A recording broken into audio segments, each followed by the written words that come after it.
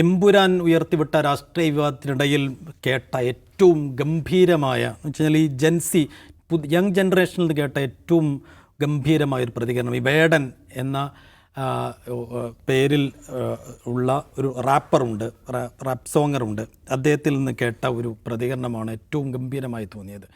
അദ്ദേഹം കഴിഞ്ഞ ദിവസം അദ്ദേഹത്തിൻ്റെ ഒരു ഷോ കഴിഞ്ഞ് അദ്ദേഹം പറയുന്നുണ്ട്, ഇപ്പോൾ സിനിമ ചെയ്തതിന് ED വിടുന്ന അല്ലെങ്കിൽ ED അന്വേഷണത്തിനെത്തുന്ന വളരെ മോശം പിടിച്ച കാലമാണ്. അതുകൊണ്ട് എൻ്റെ മുന്നിലുള്ള എൻ്റെ സുഹൃത്തുക്കൾ, യങ് ജനറേഷൻ ഉദ്ദേശിച്ചുകൊണ്ടാണ് അവർ പറയുന്നത്, കോളേജിലൊക്കെ നിങ്ങൾ നല്ല പൊളിറ്റിക്കലി വെൽ പവറുള്ള, തീരുമാനമെടുക്കാൻ കെൽപ്പുള്ള ആളുകളായി നിങ്ങൾ വളരണം, നിങ്ങളിൽ മാത്രമാണ് എനിക്ക് പ്രതീക്ഷയുള്ളത്, പ്രായക്കൂടുതലുള്ള ആളുകളൊക്കെ വൃത്തികേടുകൾ കാണിക്കുകയാണ് എന്നൊക്കെ പറഞ്ഞുകൊണ്ട് അദ്ദേഹം പറയുകയാണ്, ഞാൻ കുടുംബത്തിൽ പോണെയാണ്, നിങ്ങളുടെ കാര്യം നിങ്ങൾ തന്നെ നോക്കണം, നല്ല നിലപാടെടുക്കാൻ പഠിക്കണം എന്നൊക്കെ ഒരു ഗംഭീരമായൊരു ഉപദേശ രൂപേണ സംസാരിക്കുകയാണ് പുതിയ ജനറേഷനോട് വേടൻ. അപ്പോൾ എങ്ങനെയാണ് വേടൻ്റെ ഉപദേശത്തെ കാണേണ്ടതെന്ന് കൂടി സംസാരിക്കുകയാണ്. എന്ത് തോന്നി നിഷാദ് വേടൻ്റെ ആ അവസാനത്തെ ആ വൈൻഡിങ് അപ്പ് ഇത് കണ്ടപ്പോൾ? അല്ല, ഈ സമീപകാലത്ത് അദ്ദേഹത്തിൻ്റെ പല കൺസേർട്ടുകളും കഴിയുമ്പോൾ വേടൻ അതിനിടയിലും ഒക്കെയും ഇദ്ദേഹം ഇത്തരം രാഷ്ട്രീയം സംസാരിക്കുന്ന നമ്മൾ കേട്ടുകൊണ്ടിരിക്കുകയാണ്. ഇപ്പോൾ ഇടയ്ക്ക് പറയാറുണ്ട്, ഈ രാസലഹരി ഒന്നും ഉപയോഗിക്കാനുള്ള മക്കളെ അപ്പനെ അമ്മയെ കണ്ടാൽ തിരിച്ചറിയണം, അവരെ ഒന്നും തല്ലല്ലേ, അവരാണ് നമ്മളെ ഉണ്ടാക്കിയത് എന്ന് പുള്ളി വിളിച്ചു പറയും. പരിപാടി നടക്കുന്നിടയ്ക്ക് എവിടെയെങ്കിലും തല്ലുണ്ടായാൽ പരിപാടി നിർത്തി വെച്ചിട്ട് ആ പ്രശ്നം പരിഹരിക്കണം, നിങ്ങളിനി തമ്മിൽ തല്ലരുത്, പ്രശ്നം പരിഹരിച്ചാൽ ഞാൻ പരിപാടി തുടരുമെന്ന് പറയും. ഒപ്പം ആദ്യം സംസാരിക്കുമ്പോൾ വരുമ്പോൾ തന്നെ പറയും, എൻ്റെ പേര് വേടൻ എന്നാണ്, റാപ്പ് എന്ന് പറഞ്ഞ ഏരിയയിൽ പാട്ട് പാടുന്ന ആളാണ് ഞാൻ. ചെറുപ്പക്കാർ മാത്രമല്ലല്ലോ, പ്രായമുള്ള ആൾക്കാരൊക്കെ ഇവിടെ ഉണ്ടാവും, നിങ്ങൾക്ക് എല്ലാവർക്കും എന്നെ അറിയണമെന്നില്ല. അപ്പോൾ അദ്ദേഹത്തിൻ്റെ ബോധ്യമുണ്ട്, ഈ ചെറുപ്പക്കാരാണ് അറിയാവുന്നത്, എല്ലാവർക്കും എന്നെ അറിയാം എന്നൊരു ബോധത്തിലൊന്നുമല്ല കക്ഷി വരുന്നത്, സ്വയം പരിചയപ്പെടുത്തും. അപ്പോൾ ഇത്രയും പോപ്പുലറായ ഒരാൾ അവിടെ പരിചയപ്പെടുത്തുകയാണ്. അപ്പോൾ അങ്ങനെ ഒരു പൾസ് എന്താണെന്നൊക്കെ മനസ്സിലാക്കാൻ കഴിയുന്ന ഒരു റാപ്പറാണ് വേടൻ എന്നാണ് നമ്മൾ കാണുന്ന ഒരു കാര്യം. അപ്പോൾ അദ്ദേഹം ഇപ്പോൾ ഈ EDയുമായി ബന്ധപ്പെട്ട് തുറന്ന് സംസാരിക്കുന്നു, രാസലഹരിയുമായി ബന്ധപ്പെട്ട പ്രശ്നത്തിൽ സംസാരിക്കുന്നു, ചെറുപ്പക്കാരോട് നിങ്ങൾ പരമാവധി പൊളിറ്റിക്കലാവണം, നിങ്ങളിൽ മാത്രമാണ് പ്രതീക്ഷ എന്ന് പറയുന്നു.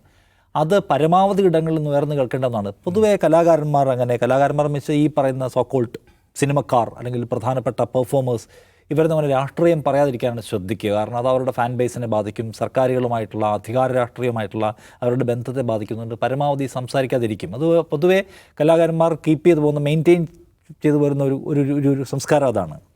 പക്ഷെ നമ്മൾ ആലോചിക്കേണ്ട കാര്യം, അങ്ങനെ അവരെ ആരും ഡിസ്റ്റർബ് ചെയ്യാൻ പോകുന്നില്ല, അവരും ആരെയും ഡിസ്റ്റർബ് ചെയ്യാൻ പറ്റില്ല, അവർ വേറൊരു ഭ്രമണപഥത്തിലൂടെ സഞ്ചരിക്കുകയാണ്.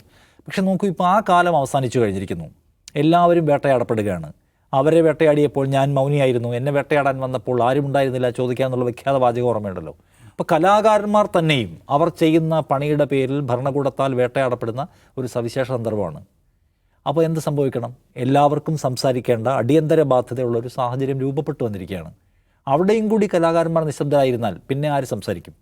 കലാകാരന്മാർ നിശ്ചയമായും രാഷ്ട്രീയം പറയേണ്ടവരാണ്. അതുകൊണ്ടാണ് KN പോലെ ആൾക്കാർ കലയ്ക്കും രാഷ്ട്രീയത്തിനും ഇടയിലുള്ള അതിർവരമ്പുകൾ തകരുന്നതിൻ്റെ ശബ്ദം കേൾക്കാൻ നമുക്ക് കഴിയണം, അല്ലെങ്കിൽ നമ്മുടെ ചെവിക്ക് കുഴപ്പമുണ്ട് എന്ന് പറയുന്നത്.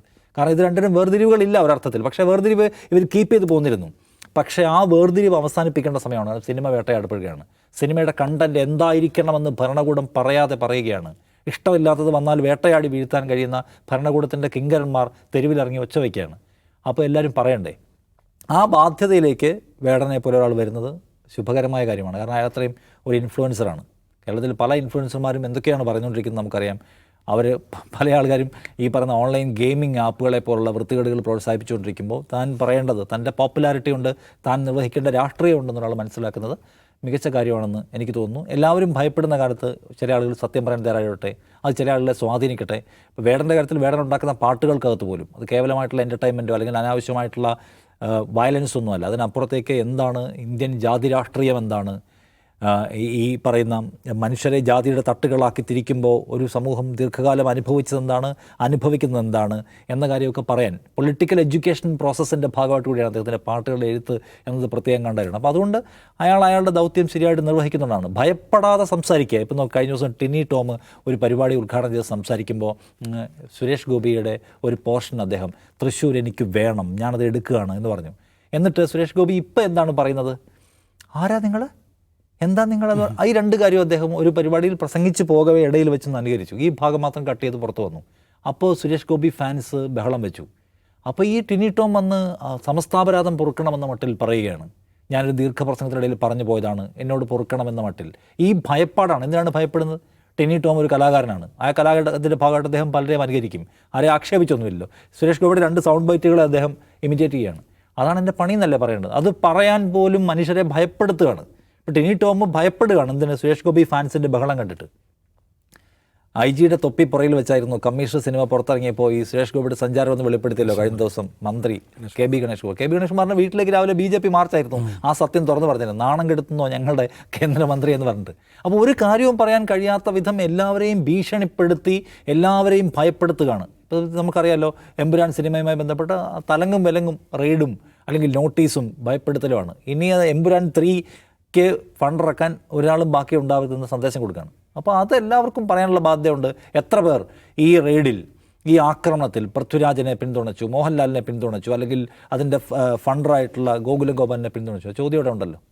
കഴിഞ്ഞ ദിവസം ഫാസിൽ, കേരളത്തിലെ പ്രധാനപ്പെട്ട സംവിധായകരാണ്, ഫാസിൽ പറഞ്ഞു സുരേഷ് ഗോപി ഇടയ്ക്ക് വെച്ച് ഞാൻ വേണമെങ്കിൽ എനിക്ക് ക്യാബിനറ്റ് പദവി കിട്ടുന്നില്ല, അല്ലെങ്കിൽ എനിക്ക് സിനിമയിൽ അഭിനയിക്കാൻ അവസരം കിട്ടത്തില്ല, ഞാൻ മന്ത്രി പദവി ഒഴിഞ്ഞേക്കാവുന്ന ഒരിക്കലും അദ്ദേഹത്തോട് പറഞ്ഞല്ലോ. അത് വലിയ വാർത്തയായി. അന്ന് ഫാസിലൊരു വീഡിയോ ചെയ്തു. പ്രിയപ്പെട്ട സുരേഷ്, ദൈവം അനുഗ്രഹിച്ച് കിട്ടിയതാണ് ഈ കേന്ദ്രമന്ത്രി പദവി. അത് നിങ്ങൾ ഒരിക്കലും ഉപേക്ഷിക്കരുത്. നിങ്ങൾക്ക് ഈ നാടിന് വേണ്ടി ഒരുപാട് കാര്യങ്ങൾ ചെയ്യാനുണ്ട്. നമുക്കൊരാവശ്യം വരുമ്പോൾ, ഫാസിൽ എന്ന് എനിക്കൊരാവശ്യം വരുമ്പോൾ കേന്ദ്രത്തിൽ ആരുണ്ട്, സിനിമയ്ക്കൊരാവശ്യം വരുമ്പോൾ കേന്ദ്രത്തിൽ ആരുണ്ട് ചോദിച്ചാൽ സുരേഷ് ഉണ്ട് എന്ന് പറഞ്ഞ് സുരേഷിനെ വിളിക്കാമല്ലോ. അതാണ് ഞങ്ങളുടെയൊക്കെ പ്രതീക്ഷ. അതാണ്. സുരേഷ് ഉണ്ടല്ലോ ഇപ്പോൾ. എന്നിട്ട് ഇവർക്കൊക്കെ സുരേഷിനെ വിളിക്കാൻ പറ്റുന്നുണ്ട്. സുരേഷ് പാർലമെൻറ്റിൽ കിടന്ന് ബഹളം വയ്ക്കുകയാണ് എമ്പുരാൻ സിനിമയ്ക്കെതിരെ നടന്ന റെയ്ഡിനെയും ഇതിനെയെല്ലാം ഒരർത്ഥത്തിൽ അദ്ദേഹം പിന്തുണയ്ക്കുകയാണ്.